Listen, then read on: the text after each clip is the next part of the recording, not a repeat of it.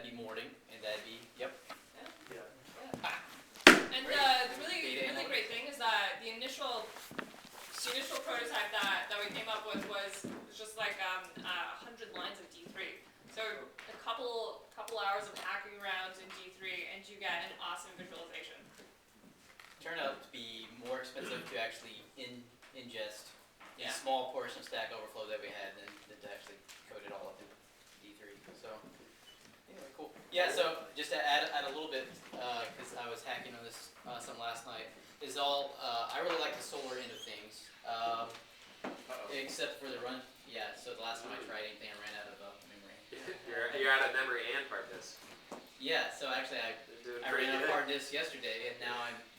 Yeah, so I got to be careful exactly what I ask about right now, but so it's not really a Turing machine. Not anymore. Yeah, the tape kind of ran out. The tape. Yeah. So, but anyway, so you can ask any clever question, presuming that my RAM takes it. Any clever question that you can ask about the day, the time, the day, the hour that it's created. Any question about the contents, like you can say, which questions have.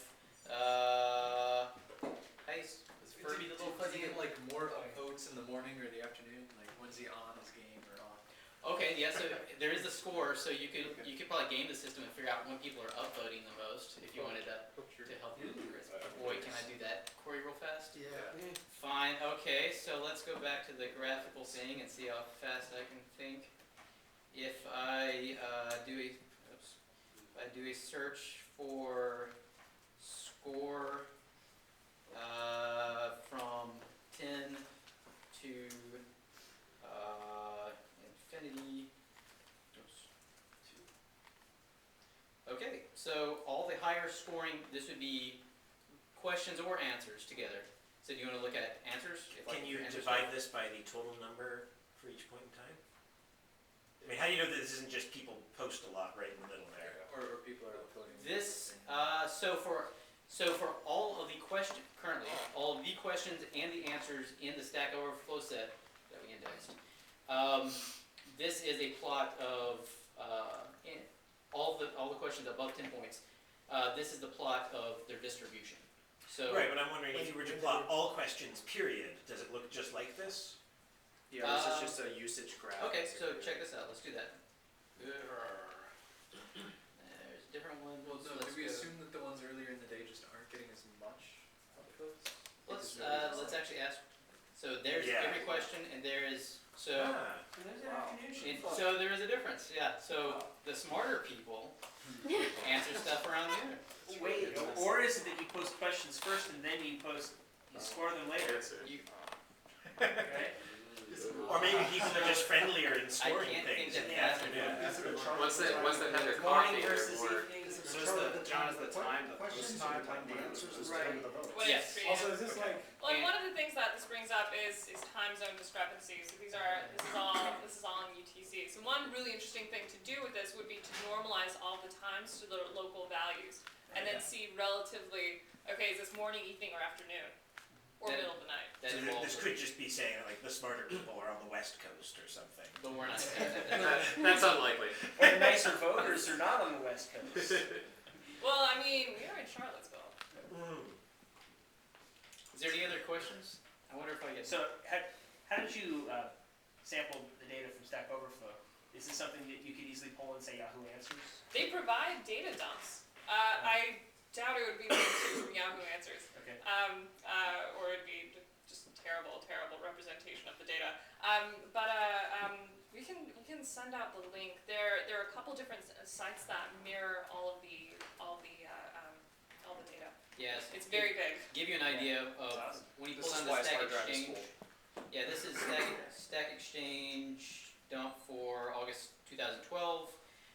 Stack Exchange, so we have Android development, Apple, Ubuntu, blah blah blah blah blah. English is actually something that is small enough that I've been playing with it. Stack Overflow is gargantuan because you get these files first, which are 734 megabytes, which expand out. So that one expands to this one, which is 6 megabytes. wow. 6 gigabytes. Sorry, gigabytes. So that expands to this one, which check out the size of these individual files. megabytes. Post history is 19. Post is 12. That's the one I indexed. I got. one at the, I want to see it's playing. Sure. And so one of the challenges with this is getting the data in. You have to stream in the file while you're reading it. You can't just load it all up. that sounds... So how many posts did you index? I don't know. Let's see. So on my machine, so There you go. initial go, I had 3.8 300,000. million. Wow. 3.8 million. Yep.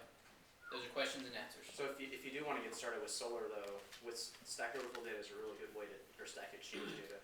And John's got an article on Yeah, how so to do that. this is the article about just when is the best time to ask about Stack Overflow, and related to it is just the more generic article where I say Stack Overflow is a great data set to start playing around with. It is huge, so It's very well formed though. But you get started with one of the smaller sites. You don't have to do Stack Overflow. yeah, there's a GitHub repo in here, so if you wanted to start playing with it, it's a little messy. So if you want something cool, push it up, but it will get you at least this far. It doesn't have the graphic stuff in there yet. And someone from the data hackers group did this with Elasticsearch as well. Someone from somewhere, not the Data Hackers group. No? Oh. There was someone actually, okay, I should not advertise for other companies, but Eric, I'm going to do it. Well, no, this was prompted by your blog. So maybe it wasn't Stack Overflow at all. Wrong. Yeah, what's the deal with that another word for it? They always, when you blog, they always... Yeah, they keep It seems like some kind of farming thing. I'm okay with that. Alright, so let's Eric just see. picked some guy that's... If you want to get into, I think it might be your other... Oh yeah. check out his blog post.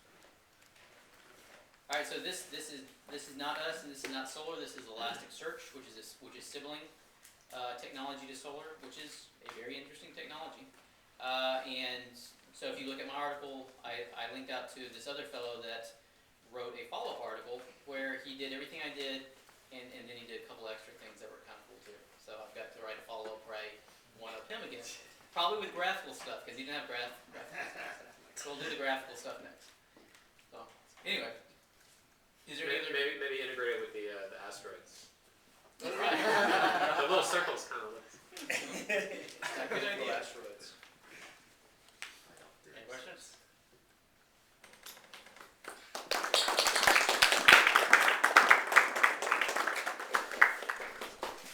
Reminds me a little bit of something I saw a couple weeks ago. Someone was using the Facebook API with R. You can get Facebook statistics. Cool. You can search through all your posts and all the posts of your friends and those kinds of things. Anything you have access to in your Facebook account, you can pull down now with a kind of a REST API. And there's an R module for it. Oh, interesting. That's kind of neat. I played around with it a little bit, but it's got more. Alright, who's next? John, it's your turn. Ready, go. I can talk about course as again. Sure. Do the cards thing too. The card is just kind of cool. Only the people that got here in the first saw it. I'm gonna be whiteboarding though, is that? Yeah. So, a few years ago, a bunch of very smart people at the University of UIUC, they came up with this idea for how to model big data computation as an environment, and then as a mathematical construct, like what kinds of things are possible and aren't possible in that sort of environment. And in particular, one of the features that you see in big data environments is you don't always have enough time to process everything that you would like. Like you have this fire hose of data, and you may not have time to do expensive calculations on every single object that's coming out of the fire hose. So one way to kind of deal with that information complexity that people have done is to randomly sample from the fire hose. So they'll say, okay, well, I don't have enough processing power to handle every single data point. I'll sample every 1,000th data point. And now I have to compute 1/1000th of the data that I had to compute before, so my life has become a little bit easier. So let's see what that looks like, and let's see why that might not be a good idea in some cases. So imagine that you are watching Yelp check-ins or whatever on some grid, and we'll pretend that this grid represents the latitude and longitude of Charlottesville, let's say. And we'll suppose that people are checking in particular clusters, like maybe this represents the downtown mall, and over here is Belmont, or and then you have one or two, maybe some outliers over here and stuff. But you've got like a really big concentration of stuff around here. And so if you try to do some kind of uniform random sample, you would probably be sampling from this part a lot more often than you'd be sampling from these other two because these clusters are small. So in other words, a uniform random sample, that is, picking any of these points with equal probability, may not be a good idea because you might miss some of these smaller clusters, and that could be bad if those were important locations. In other words, if you don't sample frequently enough, you might never know that people are checking in at Belmont. So that's a problem. What we would like is something that lets us sort of preserve the essential structure of this without having to actually calculate every single point.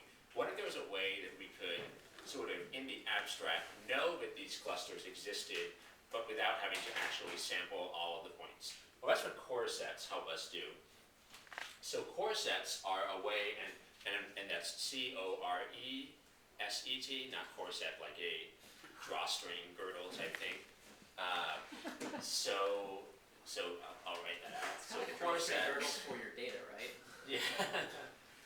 So core sets are a way of taking this problem and we're going to map this complex. We're going to map this complex bunch of points, and we're going to turn it into a different grouping of points. And this time, it's going to be exactly the same. All the data is exactly the same. So 4 here, 3 here, and 2 here, let's say.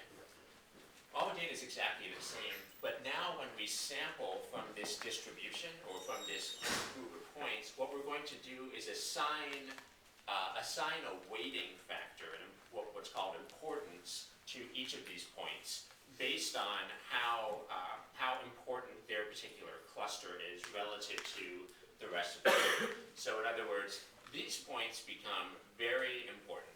I'll represent that by having them be much larger than the others. These points are somewhat more important. These points are somewhat less important. These points are somewhat less important. And these points are not very important at all.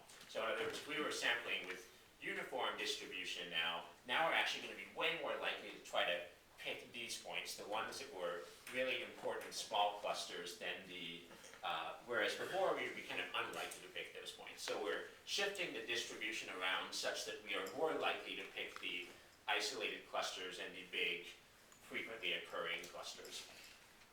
Okay, so now imagine that we have some distribution now that we're sampling from, and we've got each point weighted for importance. Now we have actually taken our points, so we sample, say, 10 points from this group, and let's just imagine that instead of this being a 2D grid, I sampled 3 points, and their values were 30, 40, and 50, and this point came from an importance cluster that had importance 10, and this point came from a cluster that had importance 2, and this came from one that had importance 1. So in other words, this 50 came from this not very important cluster, this 40 came from this somewhat more important cluster, and this 30 came from the really important cluster. So if we were trying to find the average of these points, it would clearly be wrong to say that the average was 40, because that doesn't reflect the fact that we sampled with a different probability from each of those points. So we have to re-weight how we consider each of these points in light of the fact that we changed the distribution. So, and this is a choice you make, but one way of re-weighting them is to add up all the importances. So in this case, we have 13, 13, and 13 total points of importance, and then reassign accordingly. So in other words, this one becomes weighted much more heavily because it came from the more popular cluster. this one becomes much less heavy, and then this one becomes even less heavier. So you could wind up with a mean that seems very close to what you would expect. We'd have a number that was very close to that 50 cluster. So the core set basically collapses these clusters into smaller ones that you can then sample from with you assign an importance to each of those clusters, and then you reverse it with the sensitivity, is what that upper stuff is called. So it turns out that this is a great way of operating on streaming data. So we go back to the fire hose problem we started with.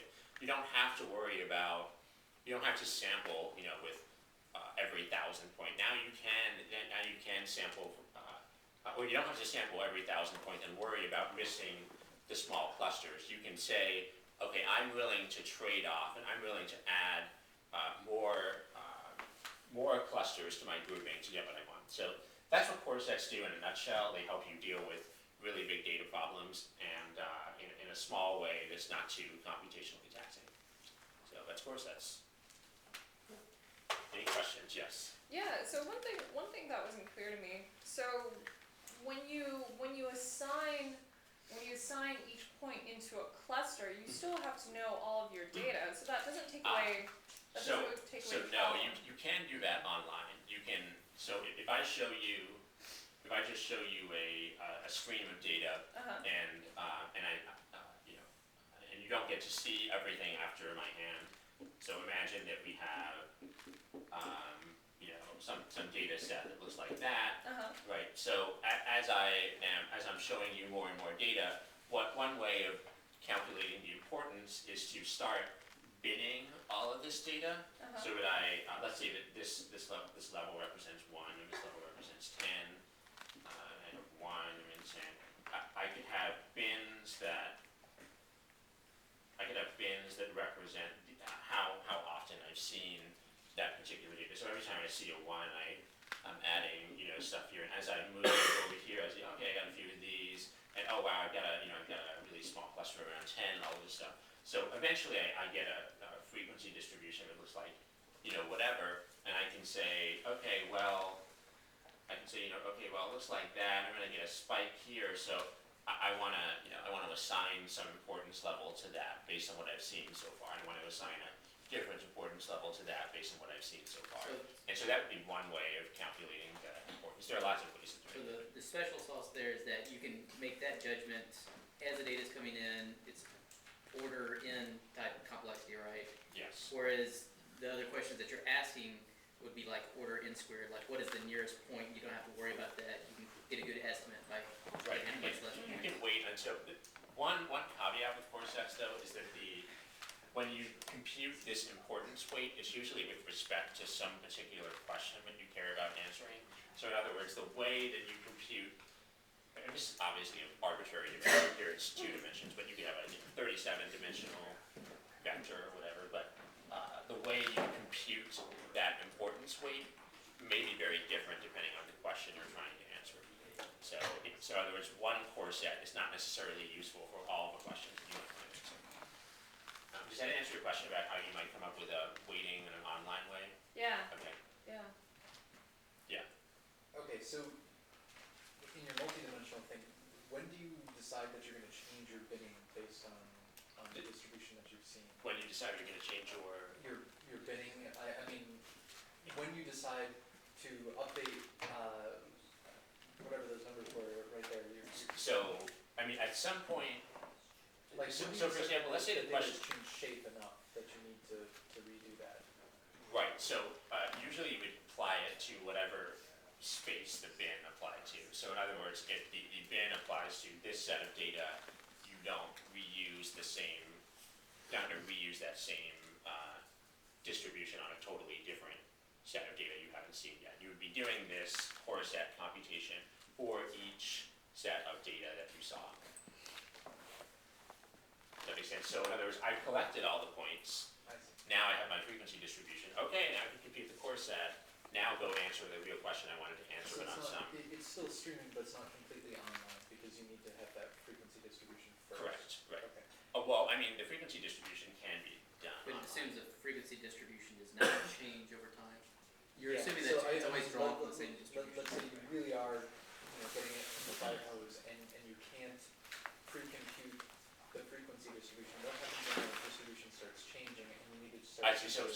later on you discover some totally new spike that never existed Right, in the and now original suddenly frequency you have to distribution. create a new. How do you do that? So, there's a couple of ways that is definitely possible to deal with. So let's say that you initially don't have, there's some future spike here that goes to 20, and that doesn't even appear on your current binning right now, right? So,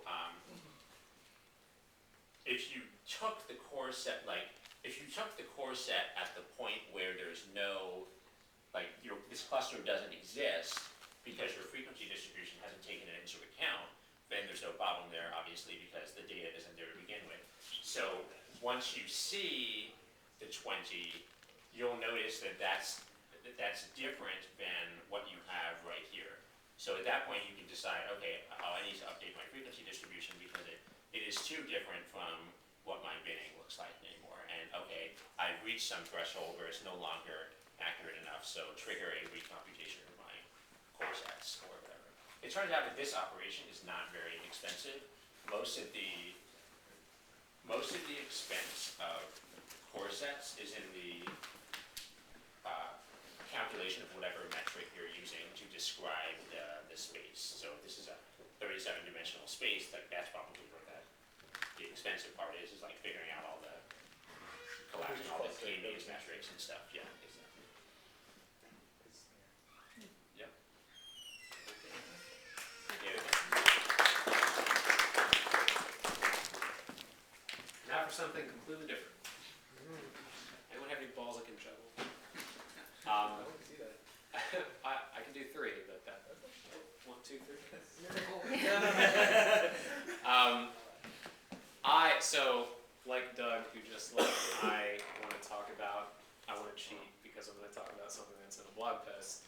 Unlike him, I didn't write it, so please nobody accuse me of plagiarism. If you have read this blog post in question, I'm not trying to pass this off as my own material. But it was very interesting to me, and I want to share with you guys a connection that was drawn in this article.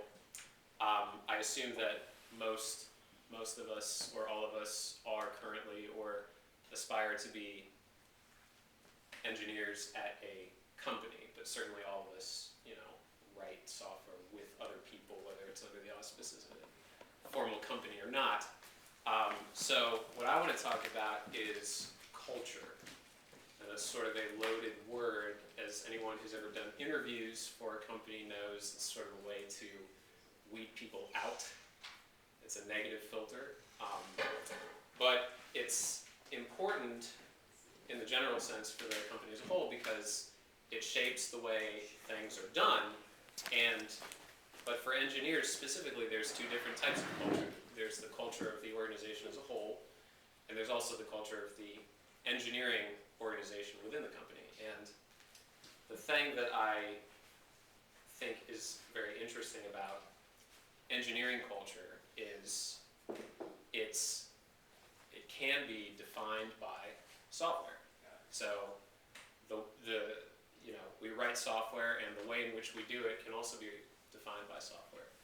If you have a culture of code review, then that means that your processes and tools are set up to reinforce a certain type of knowledge sharing and a certain type of, finding bugs early and not having domain over, this guy works on that stuff and this guy works on that stuff.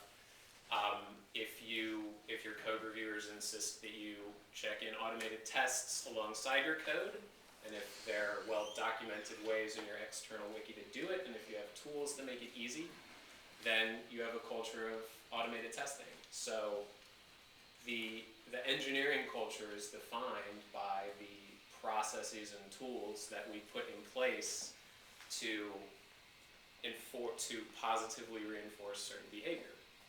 So the interesting thing that is the point of all this is that it's sort of self-referential because the software engineering culture is also defined by software. So, the next time that if you're evaluating going to a new company, or if you're thinking about, your current company and you just think about the things that you do on the mechanics of things that you do on a day-to-day basis, and think about what they say about the culture of your engineering organization as a whole, and think about whether you like that or you don't like that. Because if you don't like the process, then maybe the culture should change. One thing to add to that too, that's a really interesting point that you know, your culture or your software shapes your culture, and I would say that along with that, your culture shapes your software. As in, like, you know, if you're in a culture where communication is open, where you're not afraid to ask questions, you weed out bugs early, you generally write cleaner code. Whereas if you're afraid, like if you constantly have these, you know, I just need to get this done mentality at all costs, then, you know, you start to cut corners and things slip by. That doesn't always have to be the case, but it's an interesting thing to go along with that. That's right, and the best cultures are self-reinforcing, right? So if I'm, you know, if my code is getting savaged in a particular way by my code reviewers, hopefully in a beneficial way, then I am likely to do that to the people whose code I review, and so on and so forth. So hopefully the behaviors and habits that you're reinforcing within your organization are positive ones and not negative ones. Thank you.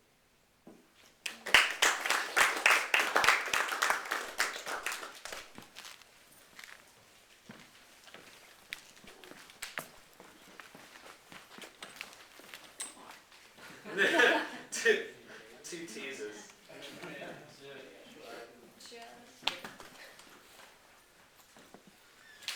guess I don't really have much of a demonstration or anything, but I can speak to some of the work that I've been doing with students at UVA.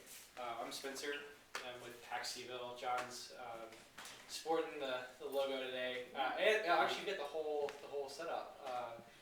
Custom tees for all the mentors who have traditionally shared their time with students. So we have an event coming up in April. It's April 13th. It's super demo. If you visit our website, you'll find all the information and be directed to where you can secure tickets. They're free. We do need to get a head count because we're going to provide everybody with food and burgers and endless soda fountain, unless you're over 21 and looks like everybody passes. We'll have our own private bar set up for the evening. It's at Berlin Heights on the second floor. And what we've done is, it's just sort of a celebratory event. So the teams at Hexeville have been working hard for the past 3 to 8 months. We'll be sharing a lot of the projects they've been working on, largely technical.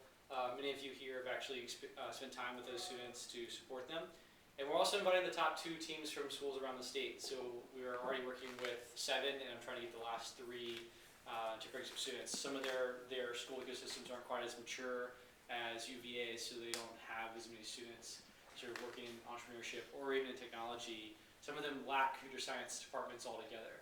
So we're working with some of those schools now to even connect and share some of our resources with their students. So Sweetbriar is an example of that. They don't have computer science, but we do. Yeah, they did. Yeah, exactly. They used to. So I don't know how that's such a challenge, but you know, it is. It is for the students who are trying to access that information, especially when you're in a sort of a vacuum in a place like Sweetbriar. Yeah. So yeah, please ask me questions about that. We had more of a demonstration, but actually maybe I can show you group tie. So this is a way. This sort of fantastic. This is an awesome screen. It's really. Is this like a? I didn't know that they did 13-inch.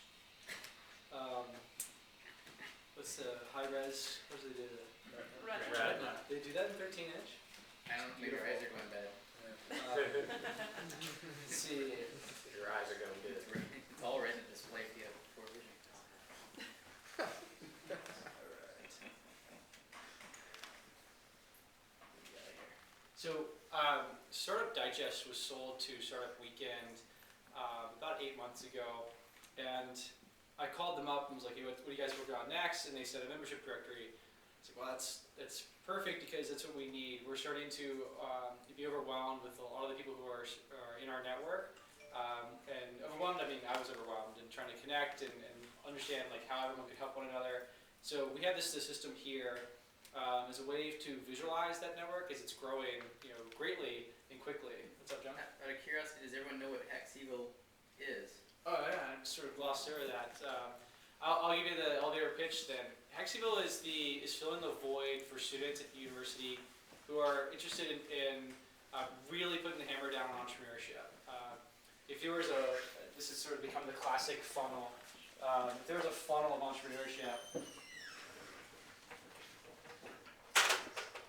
or just like any other sales funnel, you'd have people entering here. This is the awareness. You have people exiting here. This is acceleration.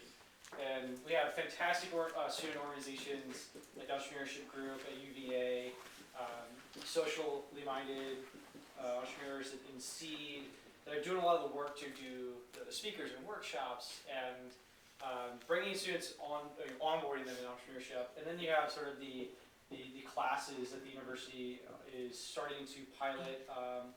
Folks like Brendan Richardson and Eric Martin are doing these things across engineering school. They're sort of behind, surprisingly, comm school and Darden.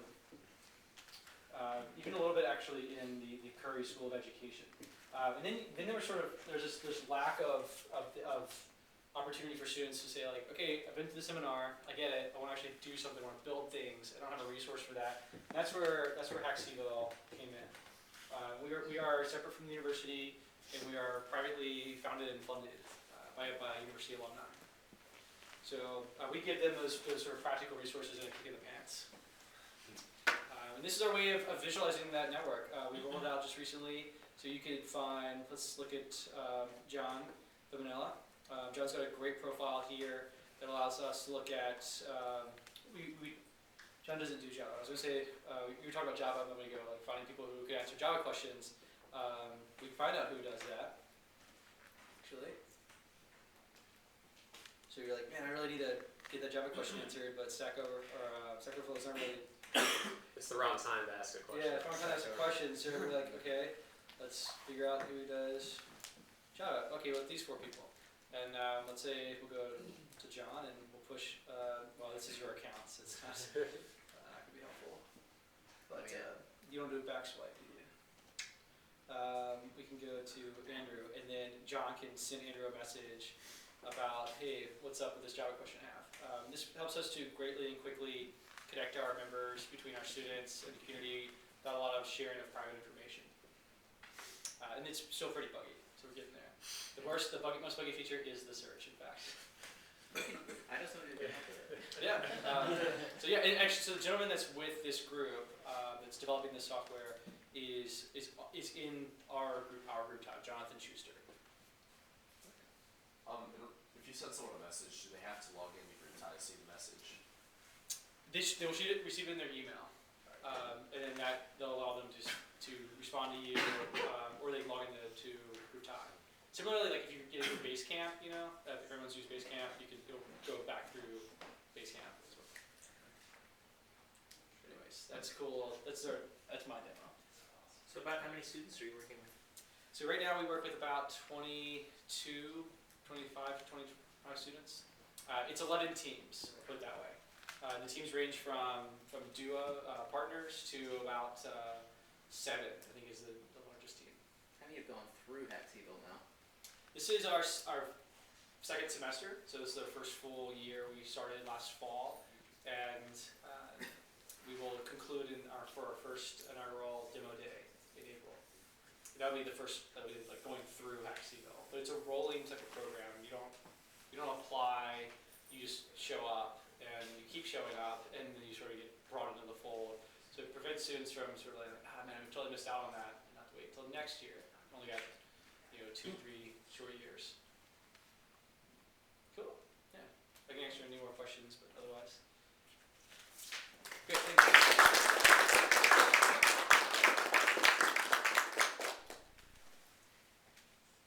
Anyone else? Alright, I got one more. Actually, I will make one more comment. We're on Elliowood on the corner. We have a house, and we've been slowly securing more space. And in June, we secure another 350 square feet. And I'd love to build it out as a sort of rapid prototyping room of Arduinos and Pis and Twine and sewing machines and soldering irons or whatever you Maker bots, yeah, exactly. So and we're looking at what's going to treat us best in the 3D printing space. That's just exploding, almost month to month right now. There's new iterations of products.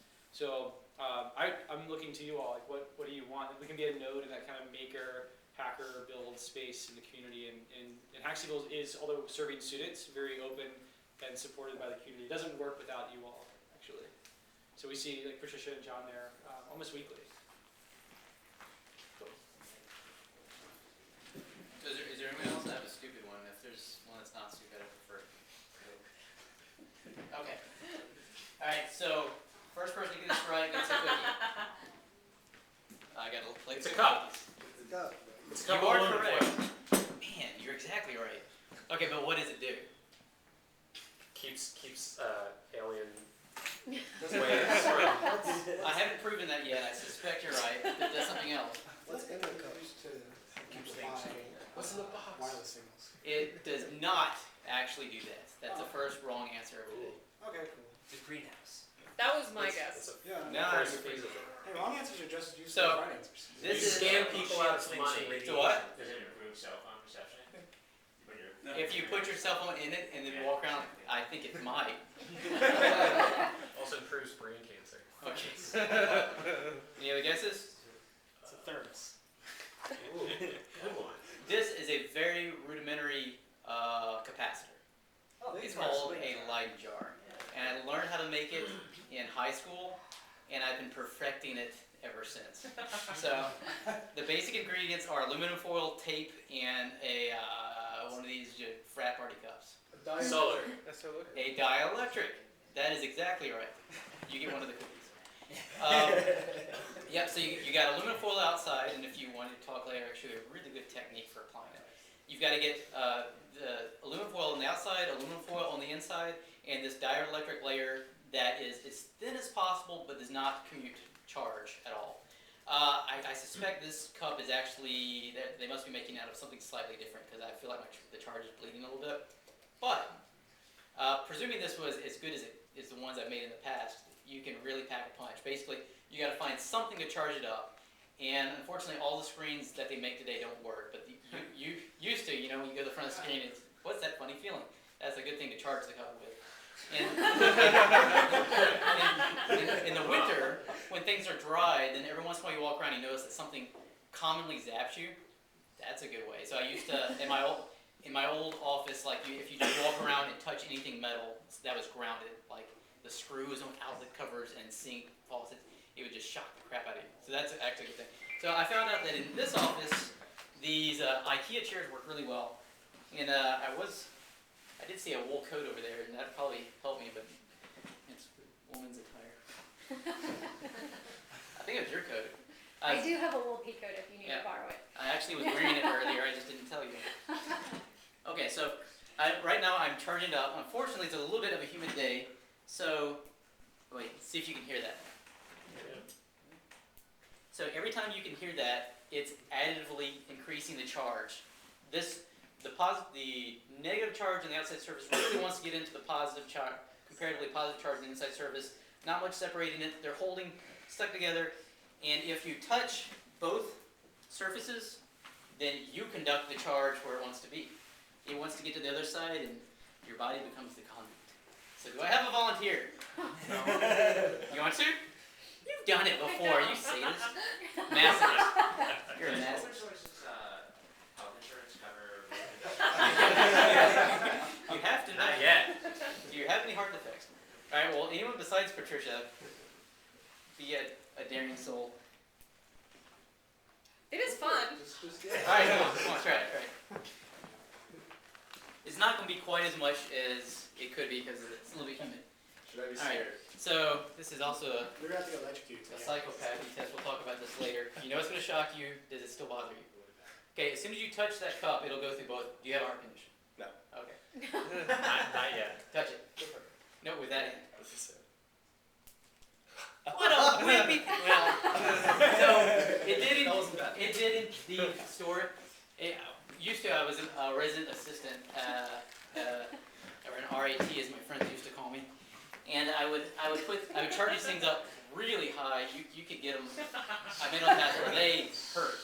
You're like the sadist. Yes, I am a sadist. So I put it in the floor, and I would stick like a dollar bill. I think it was flung to the side. With flying colors.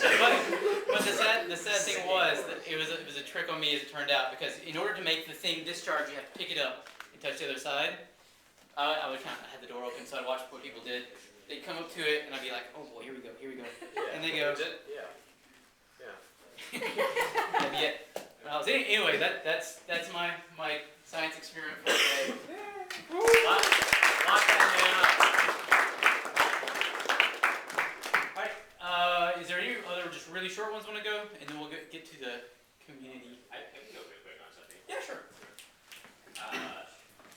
So one of my favorite things in general is just like paradoxes or things that are not obvious or maybe even counterintuitive, but that have a reasonable explanation behind them. So, and particularly, I like statistical paradoxes, things that seem to make a lot of, or things that seem really confusing, or that have a very counterintuitive understanding. So, how many people have heard of the Monty Hall problem? The game show, host, 3 doors, right? Okay. Oh, some of you haven't heard of it. Yeah. Maybe raise your hand if you haven't heard of the Monty Hall problem. Okay, only I will. haven't heard. Okay. I'll repeat that one real quick because I think it's a good intro. So, you've got a game show host, and he knows what's behind 3 doors that he's showing you. And he tells you that there are 2 goats and 1 car, assuming you don't want to go, you want to win the car. So, you, at the start of the show, pick one of the 3 doors. So you decided you're picking door number 1, door number 2, or door number 3.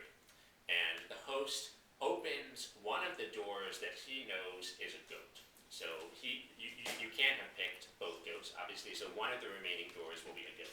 And he flings open one of the doors. So having shown you the goat, he then offers you the chance to either stick with your original selection or to switch to the door that you didn't pick and that he hasn't opened. So for example, if you pick door number 2, he might show you door number 3. But he's offering you the choice to either stick with door number 2 or switch to door number 1. So your choice is whether to stick or switch in this game. And when you ask most people, what would you do? Those people say they'll stick with their original choice. And this appeared in this problem first appeared in a advice columnist back in 1992, I think. And it caused like a minor chaotic event where academics were writing into this advice columnist being like, no, you're wrong, the right answer is to switch, and other people were saying, no, you're wrong, the right answer is to stay, and there were like PhDs battling it out in the contents of this advice column, and eventually someone ran a simulation, and it turns out the correct answer is to switch every time. So that seems counterintuitive. Why should it be that switching is the right choice? And it turns out switching is better by a factor of 2 in this particular case. You have a 1/3 chance of winning when you stick with your original choice and a 2/3 chance of winning when you switch to the other door. So the way I like to think about it is to imagine this alternative scenario. Instead of 3 doors, imagine that there were 1 billion doors, and there are 999,999,999 goats and 1 car. And you pick one of the doors, right? So chances are pretty bad that you pick the door with the car. There are 1 in 1 billion, right? Now the host flings open all the doors except for door number 86,723,562. What are the chances that that door is the one that has the car versus the one that you picked, right? So now it seems a lot more clearer that because the host has the information about which door contains the car, by opening the other doors that contain goats, he's shifting the probability onto the remaining doors that he hasn't yet opened, in this case only 1, that is the door that contains the car. Whereas your original choice doesn't change its probability because it retains the original information that you made the choice at the beginning and nothing has changed about that choice. So that's sort of the first intro example of how statistics can be weird. My second example is that there's a guy named Abraham Wald, and in 1942 he was charged with he was in charge of the operations division for airplanes that were coming back from bombing Germany. They were British airplanes making sorties and bombing runs into northern Germany. And Abraham Wald's job was to look at the planes that were coming back and make recommendations to his superiors about what they should do to decrease the chance that German fighters would be killing their planes. What modifications should they make to the planes? And so he looked at the parts of the planes that were damaged, that were shot during these dogfights. And it turns out that the parts that were most frequently damaged were parts of the fuselage and some parts of the wing. And so his recommendation, whereas the engines were not very damaged, engines usually came back totally fine. So he recommended to his superiors that they immediately devote as much attention as they could to reinforcing the engines, the parts that were not damaged. So why would he do that? Well, it's because he assumed that the planes that were coming back were the ones whose engines were undamaged because they were not shot at. The parts that were being hit were the ones that were vulnerable to, or the ones that were not very vulnerable to incapacitating the plane. So if your planes come back with a bunch of bullet holes in the wings and in everything but the engine, then chances are good that hitting the engine is a good way to disable the plane, whereas hitting the wings, might hurt you a little bit, it doesn't really affect anything. So it turns out that spawned this whole field of research called operational statistics. There's a really great series of memos that he wrote. It's available on the internet and it's public domain now. So that's my second story. My third and last story is that if you imagine, can I erase this one? Is that? John, okay, erase this down. Yeah, good work. So if you, there was a doctor named Simpson who was studying kidney stones, and basically there were two types of kidney stones. There are small kidney stones, those that are below a certain mass, and then there are large kidney stones, those that are above a certain mass. And Simpson was trying out two different treatments, and for lack of a better word, we'll just call them treatments A and B. And when you look at the results for treatments A and B, Simpson basically had found this. So here's the condition. This is the kind of kidney stone we're dealing with. This is the treatment. So here's treatment A, here's treatment B. And the effectiveness of the treatment, let's see, 93% of people in treatment A, that's 81 out of 87 patients. 73% were successful in large kidney stones with treatment A, that's 192 out of 263. 87% of people on small kidney stones were successful treatments. And then finally, 69% of people on large kidney stones. So which is the better treatment? Is A a better treatment or is B a better treatment? You might be tempted to say that A was the better treatment because when you look at small kidney stones, A does better than B for small kidney stones. A is 93% effective, B is 87% effective. And when you look at large kidney stones, A is 73% effective, whereas B is 69% effective. So it seems like pretty clearly A is the right treatment for all kinds of kidney stones. Except that that's not true when you combine both of the cases for kidney stones. So when you look at the total for all kidney stones, so instead of measuring just small or large, when we look at all kidney stones, treatment A, and all kidney stones, treatment B, now we see that out of 273 cases, or 350 cases, there were 273 successful, and out of 350 cases, there were 289 successful for B. So B is actually the better treatment. In other words, what is true locally for each treatment is not true globally for all the treatments. So the right course of action is not to look at the individual treatments, but to look at the whole set of possible treatments. So B is the better treatment here than A. Yes. But so, if I'm a doctor and my patient says to me, "Doctor, I have a small kidney stone," I'm going to say, "Okay, well, for small kidney stones, the better treatment is A." If they say, "Well, large kidney stone," well, for large kidney stones, the better treatment is A. How am I wrong? You're wrong because when you look at the total set of treatment, you don't know whether the patient you're treating is going to have large or small kidney stones. So you don't have the information available to you, right? So the best course is to pick B, which is better for all kidney stones. And I'm sorry, are you claiming then that if you did know whether it was small or large, then you would be better off picking A? No, I'm saying regardless it would be B. So it's still, if you could know that they've got a large kidney stone, you'd still say, we're gonna. Right, but I would say, if I was a doctor, it doesn't matter what kind of kidney stone you have, you pick B. That's why this is a statistical paradox, because it I feel doesn't like- seem like, I feel like this one only arises because you don't have the same numbers of tests for each case. Like you have 87 total tests for the small using treatment A and 270 for small using treatment B. Yeah. And this only arises because of that discrepancy. If you had the same, it might be different. well, if you're the same, it would be the same Only if you had percentages. like this, if you had, you know, 93 out of 100 for if small treatment A had 100 patients and small treatment B also had 100 patients, the numbers might be different. But because they are using the same sample size, it's kind of skewed. Yeah, it seems like Yeah, this is actually an unfair representation because Right. you've tested B on more people with small kidney stones, which are apparently easier to treat generally because both medications work better on them. These So are it seems like you've actually yeah. measured them really badly in this Yeah, case. this is like you just skewed it. You got to keep in mind though, like this is not a question of measurement. This is the data you get. You don't get to pick and choose which Right, but patients have. it's pre-corrupted data in some sense. The data that you've gotten for B, it just happens that all of the people that you tested B on had small kidney stones. And so And that it happens that why, all the people you tested A on had large kidney stones, and or that's why many we more are of them. supposed to look at it globally. And that's why B appears to be more effective, I am but going it's to write to actually an advice All of column. the people out this. I don't understand that, Stephen. All of the people who the people have who large the people who you tried to treat with B, many more of them had small kidney stones, right? 270 compared to 80. And 200. And for A, 270 had You're saying large. many more than had small kidney stones Right. relative to A. Right, Yeah. and small kidney stones are easier to treat, so it seems like this is an I don't unfair actually know. comparison. Well, but judging by these statistics, right, Yeah. you get higher results.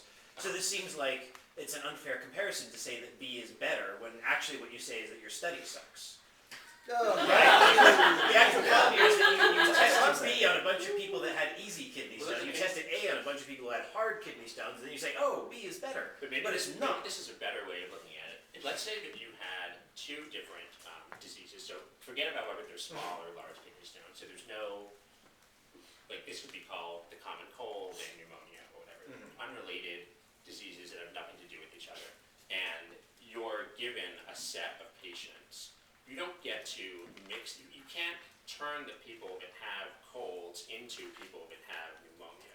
But you, Right, so but you given that you choose can. which ones you're going to give A and which ones you're going to give B, right? Yeah. You can't just say, I'm going to give everyone with pneumonia B, none of them get better. I'm going to give everyone with a That- cold that's right, A, that's- all of them get better, but- therefore A is better. Right, but except that exactly the same number of people got A and B. Total. But Yes, but you've chosen the division between the 350 people so that the A mainly went to people with a hard-to-treat problem, and the B mainly went to people That's with the an fallacy in easy-to-treat that problem. thought though, because this wasn't a choice to give people small Well, or large then it kidney was stones. bad luck. No, it's not. Yeah. It's not the choice of kidney stone. It's the choice of who you gave the treatment. But you're But saying you that the don't treatment, know the, whether the person has a small the or condition large only kidney stone. arises after the treatment, right? So It's not deliberately. If I look at all the people in this room and I cannot tell just by looking at you whether or not you have a heart condition. You're saying, Maybe you but- don't even know that you have a heart It's condition. just If that- I then give everyone on this side of the room treatment A and everyone on this side of the room treatment B, maybe the distribution will be poor. Maybe it turns out that just by chance,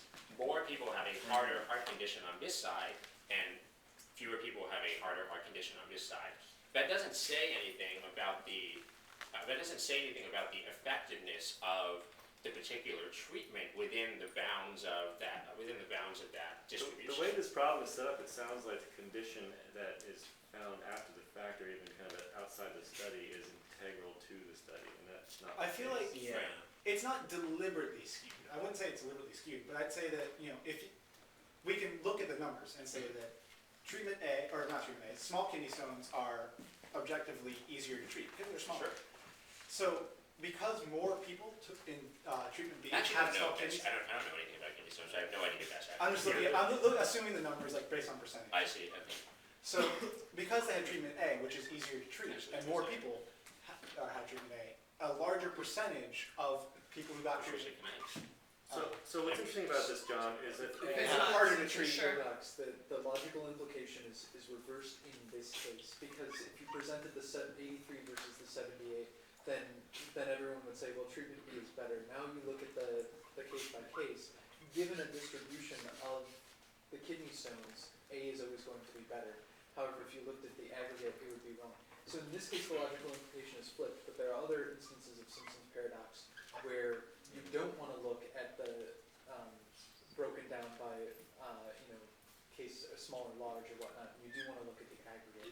this is a case where you're trying to understand if the treatment had some correlation to some other aspect that you're trying to understand. I mean, that takes place outside the study. Because you can arbitrarily slice up the 350 in any dimension that you wanted, Right. and you could wind up with arbitrary results for A or B. But is the lesson here That's just the like fallacy. You can slice this up, and coincidentally, the dimension that was chosen was the small or large treatment. But what if I picked who was wearing jeans the day that they came into the patient center? Oh, A is better that day. Well, that would clearly be a ridiculous way to do it, right? That it's equally ridiculous to say small or large kidney stones when you have the data of all of the people that are available. See, that's what's weird. It's not ridiculous. Yeah, it's not ridiculous if the medication behaves differently depending on the kidney stone. Like if you have a medication that actually treats people better if they're wearing jeans, then whether or not they're wearing jeans is actually. What if I didn't show you this part at all?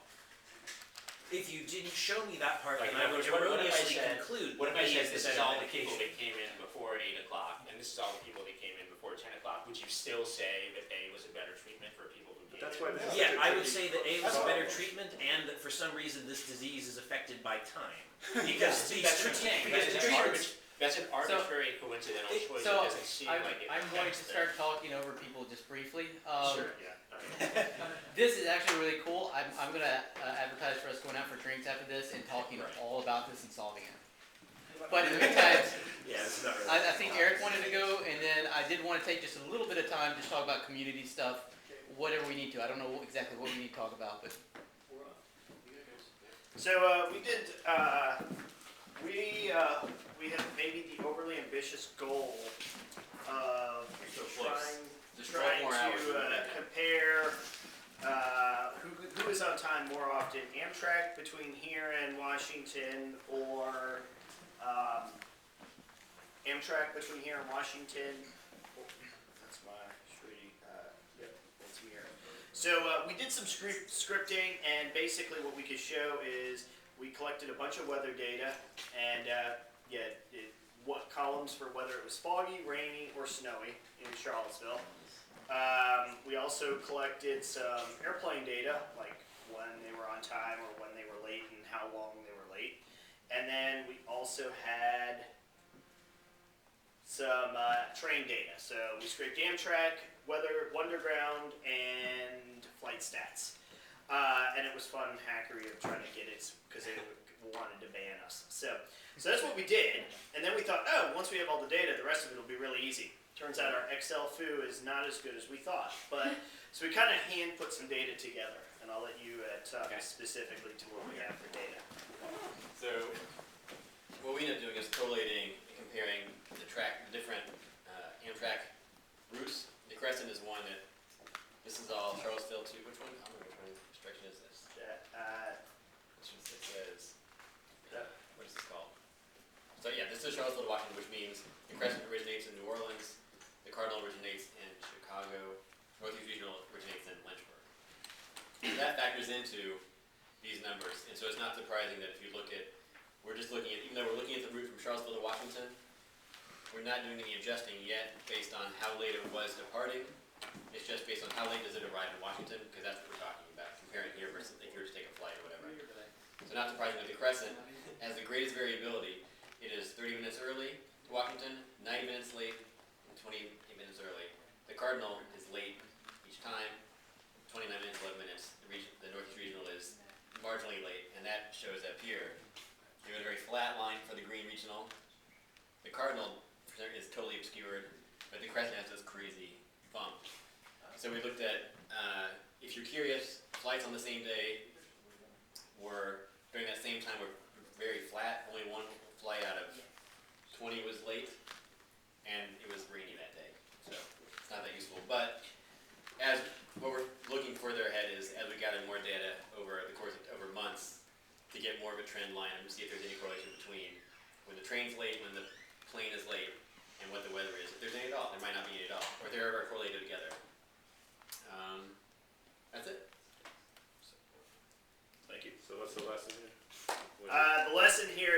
that's all over the place. Yeah, Crescent has high variability. Yeah.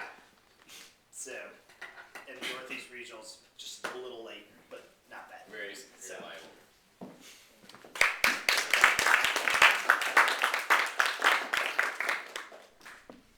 The further away your train is coming from, the higher the likelihood it is to be late.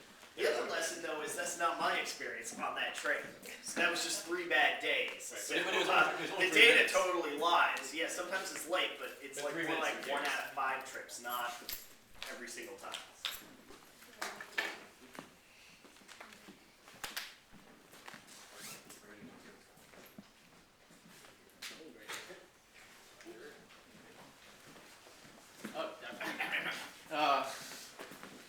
All right, so does anyone else want to go? Let's have the podium again. All right, I would so- have pitched for March 13th at beCraft, where we don't know when or where, but it will happen. If you're not on the list, talk to Al, who's no longer here. Or I bet you Ben, where'd Ben go? Did he disappear too? I don't know. Or me even. Get on beCraft. I'm presenting on the 13th. So. What are you talking about? How to architect systems so that they're more robust to failure and easier to test and all that jazz. Could you give a quick overview of what beCraft is? So beCraft is a monthly get-together, just like a couple hours in the evening on Wednesday, where we talk about interesting technological topics. So sort of going in depth into one particular topic. Sometimes they're like free-form discussions. Sometimes a presenter starts the discussion, whatever, that sort of thing. So it's fun. It's exciting. You should go. I agree. Cool. All right, thank you. All right, so what do we have to talk about for community stuff? We did this at the end of the last beSwarm, and I thought it was good. That's how I got Shanghaied into doing this. I don't know. I think I could probably do another probably 1 year. Is there anyone else that would like to help with it for next year? Yeah. All right, that's easy enough. Tricia would like to help with it next year. All right, you're on the spot though. Is there anything else that we should bring up as just a community before we decide which bar to go to? Good question. Just a couple of area things I think other people might be interested in. There's a movie developer conference that's happening in early June of this year called Movie Nation. So in about 4 months that'll be happening. They are still accepting speaker submissions, so if you're, they're also very open to topics that are kind of only ancillary, only in an auxiliary sense or tangential sense about Ruby. So, like for example, last year there was a project that happened to use Ruby to, they came up with a novel video compression algorithm for taking large streams of animated GIFs and turning them into movies. So like reversing the explosion of a movie into an animated GIF back into a movie is apparently something you can do with large efficiency. They also, another interesting one to go to is that we have Mad Expo, which is the Mid-Atlantic Developer Expo. That's happening, I believe, in June as well, and that'll be in Hampton Roads, Virginia, so all the way over in Virginia Beach. Again, so accepting speaker submission. That's more of a general conference about anything related to software development, so if you have a speaker submission for that too, I think they would love to hear it. That's it.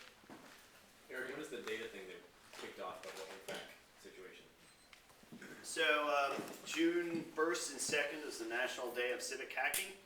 And I think we're organizing, Matt Overstreet's organizing one here with a big data theme, or at least a data theme. So we're looking for some data sets that we want to have pre-ingested. And we think we're going to get sponsorship from LucidWorks, who has a big data package. So they'll give us, a weekend's worth of all the Amazon servers we can use to run MapReduce and stuff. So that's June 1st and 2nd. Cool. Any other ads for just stuff going around town? What was the name of that? What's that called again? National Day of Civic Hacking. And if Eric does a good job, instead of having t-shirts for that event, we're going to require everyone to wear shorts and we're going to give away socks. Please socks, people. Because some days big data sucks. All right, so next up is, do Get off the stage. There is a big data group in town. There's a couple from SAIC that are putting it together. I don't think everyone's heard about it. They haven't done the best job of advertising it, but keep in mind, if you look up on meetups, or meetups.com, there is now a big data group in town that's probably worth looking into.